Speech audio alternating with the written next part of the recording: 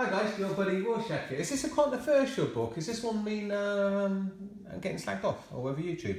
I think that people don't like this book because I've been seeing a couple of videos popping up my subscription feed. I haven't seen any of the videos yet because I want to do my reviews, fresh and just give my opinion on the book. But I was seeing that the titles of the videos appear to be somewhat negative. So, are people not liking this? I'm going to go back obviously and watch those videos after I shoot this one. And so it would very much interest me to see what people are saying about this book and why they're criticising it, if they are. I understand, because most of the book is pretty bad and difficult to get through, but something happens at the end which I think makes a lot of sense and kind of makes it all worthwhile. And also, I'm going to do a spoiler. I have to do spoilers to fully explain what I think about this book. It kind of gives me hope that Batman is not going to be beta Batman anymore. He's not going to be cut Batman anymore, but he's going to be the Dark Knight. He's going to be a pretty depressed, pretty broken man.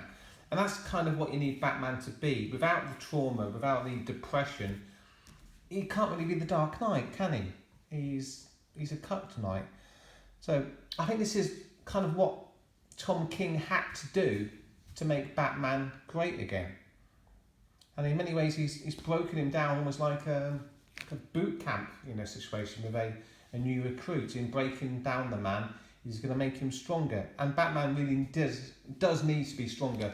You need a strong Batman. If he's a weak Batman, it's not Batman anymore. And how long now have we been complaining about Tom King cucking Batman? It's been difficult, hasn't it? It's been very, very hard to get through, but I think we're going to get the payoff finally after this book, and we're going to get a dark, seething with angst Batman back again. So, has it all been worthwhile? I don't know. It's been difficult, but I've hung in there, and I feel like I'm getting rewarded, which is kind of nice. It's what you want when you're a long time, faithful comic book reader. For the writer finally to give you something which is going to be satisfying rather than really, really irritating. Okay, so the way this story's told is we've got some narrative development interspersed with these moments of cucking from Batman. So narratively speaking, Batman is preparing for his wedding, and it involves this lady here, and this is Holly Robinson. It's difficult to get through these pages. Some of them look better than others. Let me see. My favourite is probably this one here. I love the colours on that. But it's all about the eyes. And Batman's voice is really, really almost teenage boy having a girlfriend for the very first time. It just sounds really juvenile and naive and massively cut and weak. Yeah, more than anything else, it sounds really weak. I'll give you a quick example of that. This is Batman's voice. We met on a boat. You called yourself the Cat. You were stealing jewellery, dressed as an old woman. I've almost got to give myself a lisp. You were so good. You had a plan. You executed it. But there was a hesitation to you, an empathy for the victim. It slowed you, and because it slowed you, I stopped you. Another crime foiled. Another cowardly and suspicious criminal caught. Another normal, forgettable day as Batman. Then I saw your eyes. Oh, how can that voice be the voice of Batman? And it goes on and on. This wimpy voice. This is Catwoman bringing her buddy into Wayne Manor. And I also want to do a quick comment on this. She says, this is his house, Selina. This is your house. Female hypergamy, encapsulated on two little panels there. One of the main reasons why men do not want to get married anymore is because the females, despite all the hashtag Me Too and Time's Up and wage gap bullshit which is pushed on the TV, the women kind of know that they're living in a matriarchal welfare state, and they have the guns of that state on their side pointed against the men. So this is kind of a little bit of truth in comics. This is kind of how things actually are, and this is the destruction of the West, by the way. If men don't want to get married to women anymore because they fear they're going to get all their stuff sold, well, there's no families, there's no children, there's no future. But I won't labour the point there. Anyway, so cucked Batman cuddles his butler Where is it? I'll show you here. Of course, she's above him. She's the dominant partner here. This will make a lot of sense later on. There he is. Cuddling his butler. What are you doing, Batman? What are you doing? This is not Batman. This is not the Dark Knight. This is someone who's made himself vulnerable, as you have to do to enter adult relationships, but in making himself vulnerable, he's weakening not just Bruce, but the Batman character as well. And a weak Batman is not Batman. You don't want a weak Batman. The hero has to be strong, masculine, and it has to have that angst that serves as the engine which fuels everything that he's doing. So this is a weak Batman, a very, very weak Batman. And these panels again then really annoying, really cucked. The concentration on the eyes, just irritating to the reader, really irritating. But as they're getting ready for the wedding on the rooftops, something fantastic happens. We have a final moment of supreme cuckoldry with this panel here. You are an engine that turns pain into hope. Okay, this is the voice of Catwoman, but it plays into the theme of cuckoldry and this lameness and cheesiness throughout the book. That's the low point, the engine that turns pain into hope.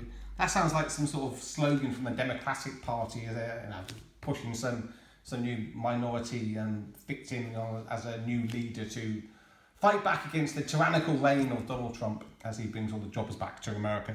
Anyway, that was really bad, but from there, it changes narratively speaking. And I'm thinking for the first time in this reading experience that there could be some genuine hope, not Democratic Party fake hope, but real hope after all, that this story is going to be interesting and that Batman is going to turn from the beta Batman into the real Batman again. Check this out. If we're happy, and we could be so happy, if I help that lonely boy with the lonely eyes, I kill that engine. I kill Batman. I kill the person who saves everyone. And how can I do that? How can I love you so much and look in your eyes into that endless blue, that gorgeous blue, too many blues there, that call me, knowing to save the world, heroes make sacrifices. That's the lesson of every story. I wish I could give my life, but I can't. I have to give more. My sacrifice is my love. It's you.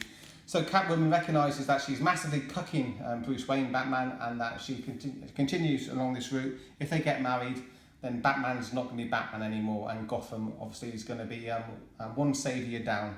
So she's going to sacrifice her own happiness to save her man. Okay, this is difficult to believe, because it'd have to make the character of Selina Kyle, Catwoman, almost a perfect moral human being who's going to turn down the massive wealth that will come her way in being Batman's wife, and massive sense of happiness and fulfillment that would come in being the wife of a man that she truly loves. Could you ever imagine a woman doing that? I couldn't. I'm sorry. I can't. I can't imagine a woman doing that, especially basically a cat burglar. So a person who's actually been morally throughout her entire life is now suddenly going to be a paragon of moral virtue, which has been unparalleled since Jesus Christ himself. It's a bit unbelievable, but okay, I'll allow it because it's taken the story into interesting places involving a character of Batman. Okay, so she's not going to get married to Batman because she's a perfect moral spiritual being. Okay. Jesus Christ has been resurrected. Resuscitated. Jesus Christ has been resurrected, and his new name is Catwoman, Selina Kyle. Anyway, so she doesn't turn up for the wedding, and she's left a note there, and Batman's left a little note for her. I'm sure he's talking about his feelings even more. So I don't know where he's going. She's bugging off. I don't know where he's going. But I'm going to do the big spoiler here at the end. Something is going on involving one of my top characters, my favourite character in all comic books. A character I thought we wouldn't be seeing any more of after the desertion, or the jumping off of the crashing SJW ship of Chuck Dixon. Yeah, Chuck Dixon finished off his Bane Conquest book this week, and Bane's back. Bane's back, being written by Tom King, and it's all to do with him. Then this was a plot. The Batman, or the Bat, is broken. And this best friend of Catwoman kneels to her master. So she's been manipulating Catwoman, convincing her that the best thing for her to do is to leave Batman at the altar, well, on the rooftop, and not get married to him at all. So Bane, I'm assuming that Bane was behind the cucking of Batman all along. Bane has made Batman really, really weak and really enfeebled, you know, stripped the masculinity away from him. And now he's taken away Batman's hope, you could say. He's taken away Bruce Wayne's his moment of redemption, the moments that would bring some happiness into his life. Maybe he hasn't thought this through properly though, because I think Batman would be easier to defeat if he was married to Catwoman, because then he'd be a cut Batman. And in taking Catwoman away from him, Bane, who's probably not as smart as he is strong, has just made the cut Batman into the Dark Knight again. He's going to be an angst-ridden Batman. He's going to be full of rage, full of determination, and he's basically going to be Batman again. So you can see there's some problems there in his storytelling. The problems being twofold, that Catwoman herself has to be Jesus Christ Mark II to do what she's done, and also that Bane's not understanding that a married Batman would be a weaker Batman and easier to destroy, so why is he convinced Catwoman to leave him? Despite those two problems though, which I'll overlook, I do like the idea that Batman is finally going to be Batman again. So I'll put up with it. I'll put up with those two issues that I had with it, because I was getting really, really fed up with a beta male cucked Batman.